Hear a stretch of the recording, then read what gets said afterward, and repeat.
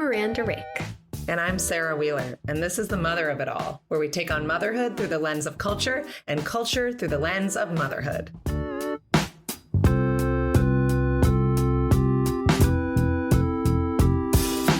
Thanks for listening to The Mother of It All. Welcome back to our series exploring the impact of the pandemic lockdown on parents and families.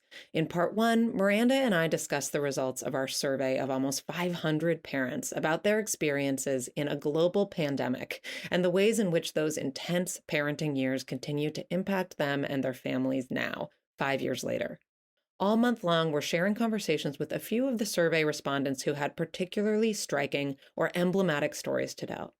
Today, I'm speaking with Marta, who is just starting to return to the plans she'd made for herself and her family in 2020.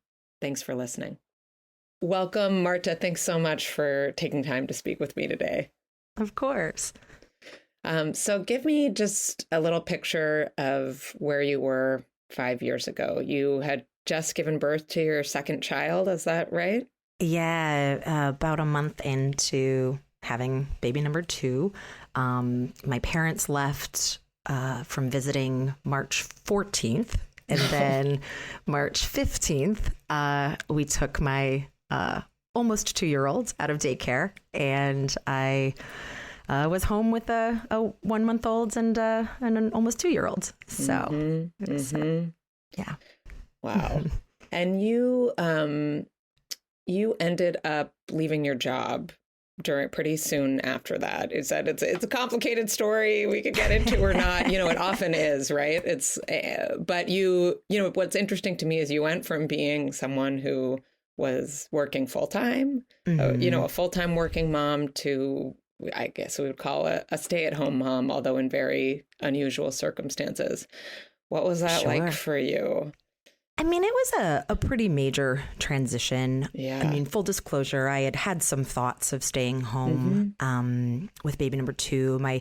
After having my first kid, I had to travel a lot for work, and I had been trying to balance that. We don't have family in town. I'm a transplant into the Boston area, and so, there were times that to go to a trade show or go to a sales meeting, we were having to fly, my mother-in-law in from Florida or something to manage that. So it had been kind of a hard balance, but I was on maternity leave, and then, it just became pretty clear that the daycare option wasn't really safe anymore for us. With the 1-month-old at home, it just felt really scary, I guess. The idea of, and we had no idea how long lockdown would last and all of that. So at the beginning, it seemed like a pretty temporary fix. Like we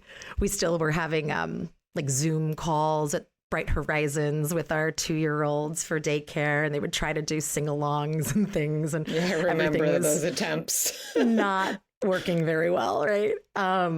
And I just remember a few times having basically Zoom or FaceTime calls with friends or old coworkers.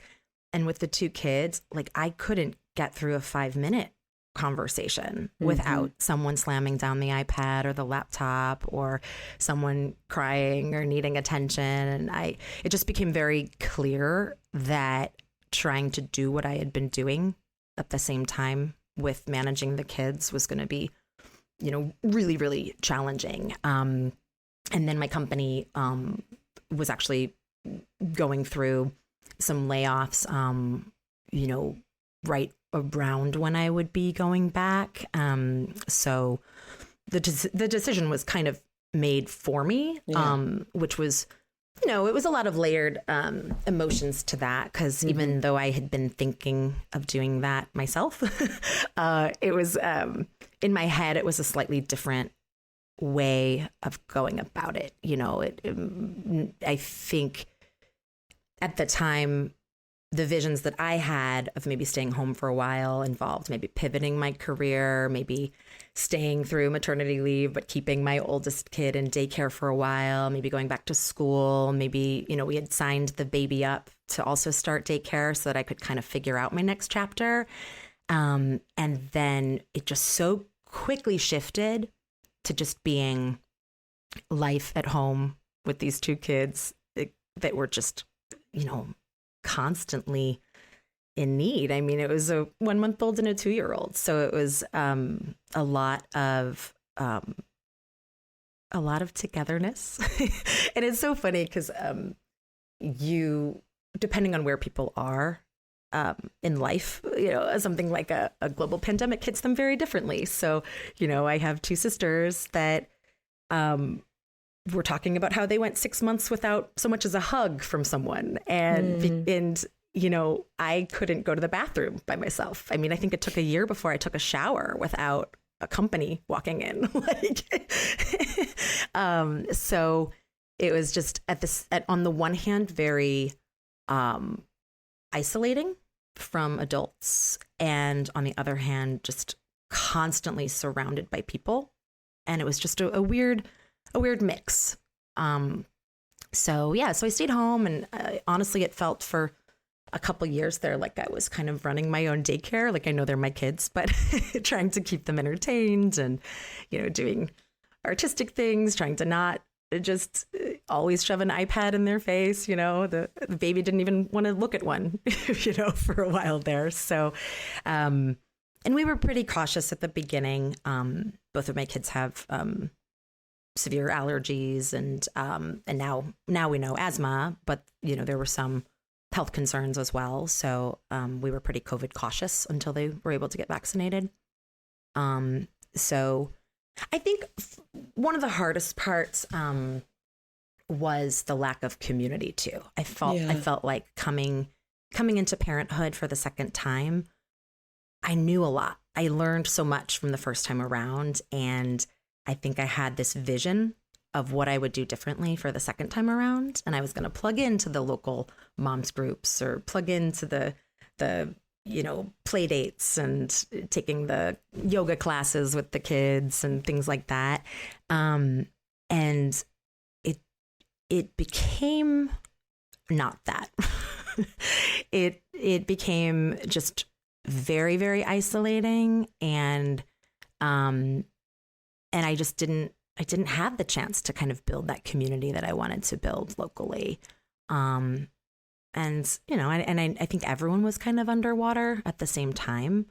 But it was weird because on the one hand, it's like I lost the social of work and like going in every day to an office and seeing people and grabbing the coffee and having the 30 minutes on the train in the morning to like clear my head or listen to a podcast or, do something for myself, that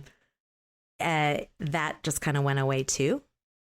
So it was, and I love my kids, and I love staying home with them in a lot of ways. And I know I'm privileged to be able to, but it was definitely harder and more isolating than I anticipated, because of the way that it happened, with not being able to go out and do the things that I wanted to do. I mean, part of why I was thinking of staying home initially was going to be to be there and like show my kids interesting things and go do fun things with them.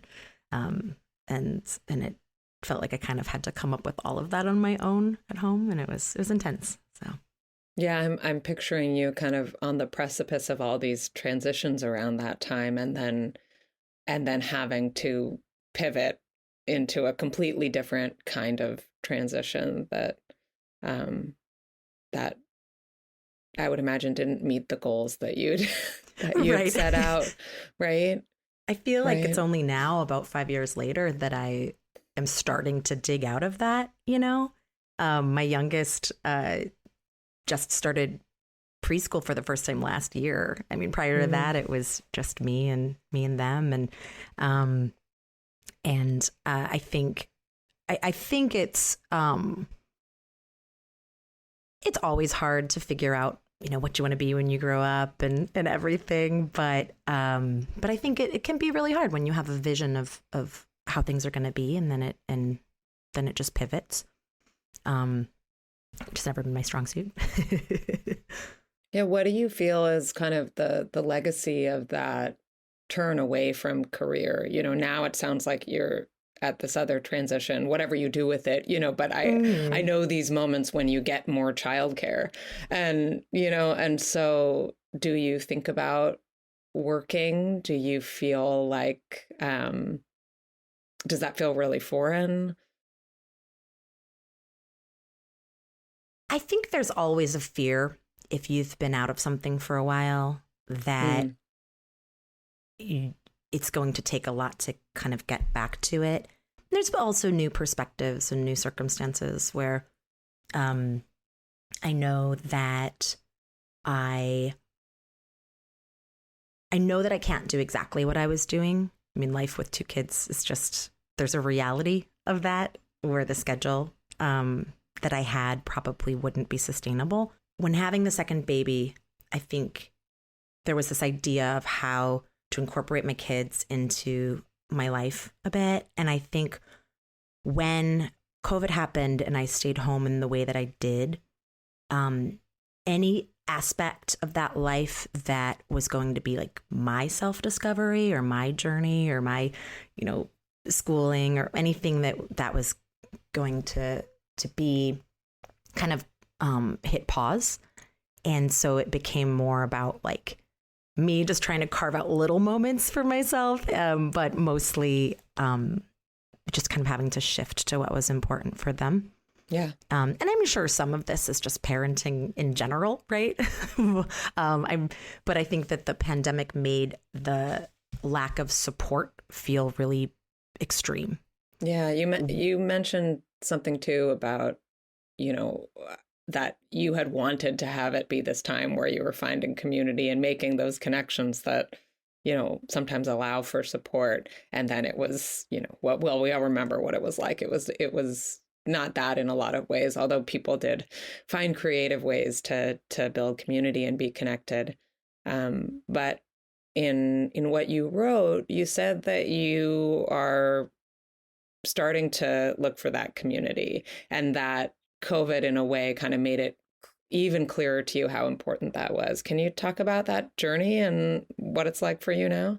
Yeah, absolutely. So, when I was on maternity leave with my first kid, there were lots of local playgroups and meetups and moms that would meet up and go on walks and things like that. Now I had 2 February kids, so it was really towards the latter half of my maternity leave that I could take advantage of those things. But I had these visions of doing more the second time around because I felt like right as there were more of these opportunities to go outside and meet people, the first time around, I ended up going back to work. And so I had this idea that the second time around, I would kind of jump in from the beginning and meet at the coffee shops, do the playground dates on the warmer days and like do all the things to kind of build that community. And I would say there was a divide a bit then during COVID where it felt like some people worked out a really good system where they potted up with the right people and they were able to still have their kids, you know, socialize and all of that. For us, it wasn't quite as clear on how to do that. We don't have family near here. We have a lot of amazing friends, but a lot of them aren't hyper local. And so there was, you know, that was more of a challenge, I think. And so I think in the last couple of years, I've really been trying to look at it a little bit differently and really try to build that local community. I think kids finally being of school age has been really helpful because I think that's another window where people have the chance to see the same people and everyone's kind of ready for their kids to have these new friends and for us to kind of have that shared commonality of, oh, we don't know what we're doing either. Yes. And trying to kind of find the bonding in that, you know. But it's definitely an adjustment for sure. And we're still figuring it out as we go. And I think where we live, it's a bit of a transient, you know, community. There's definitely people move in and out. And when rental prices or real estate prices get a little too high. I feel like a lot of people end up having to make changes. And so there's not always consistency of people kind of staying for as long as maybe when I grew up. So I'm still kind of can't let go of this image of you, this like sliding doors for you of, of what this time would have been like, if you hadn't become a full-time parent, which obviously we know it works out for many people and has a lot of lovely things, but you had some other things you wanted to explore, right? And this new baby. And I assume also in all of this, you told me that you're married, and I assume your husband was working full time. Is that true? The day that he was supposed to go back from paternity leave is the day that his company decided to be remote by default. So he shifted then to working from our home. So that was a big adjustment for him as well, to be at home. And I think it was definitely an adjustment where having a person that's in the home with you, like in some ways it's easier if someone's out of the home. Like if they're at an office, that they can't hear the baby cry, and it's just easier to assume, I have to handle that. There was definitely, it took an adjustment period to kind of get used to navigating both kids with him still under the same roof, but not necessarily available in that way. And I think that's probably a problem a lot of people had. And, he was great at helping where he could, between meetings and, in the morning or when he was done. But there were definitely times I had to kind of check myself and be like, okay, you can't resent that he's like laughing on a meeting upstairs and you haven't talked to another adult in, 8 hours. Like this is part of his job and life. And, but I definitely had a lot of pangs of, like jealousy for the ability to at least escape for a few hours, even if it was to go to a job. There were times it was really hard to feel like there was no one you could kind of pass the kids off to, or even just taking a jog. I remember I tried to take a jog when I was probably like, I don't know, 6 months postpartum or something. And at the time we had a mask mandate for anything outdoors. So I tried like my first postpartum jog wearing a mask. And I just remember making it about 6 blocks and being, what am I even doing? This is terrible.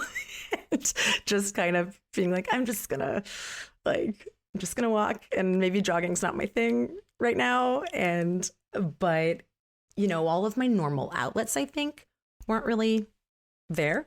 I'm a person who loves to go to a yoga class, or loves to, meet friends up for a glass of wine, or loves to go and take a run or whatever. And just those things weren't really viable options.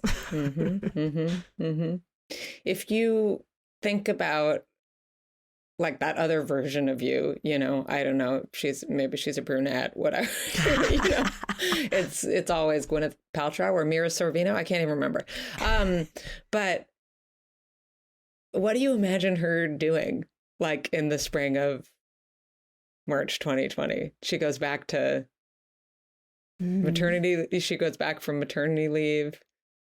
So I think in an ideal world, and I don't even know if this would have been possible, I think in an ideal world, I would have just kept my foot in the door of where I worked, whether it could be, I don't know if there would even have been an opportunity to shift to consulting or part-time for a bit, but definitely keeping it on the table of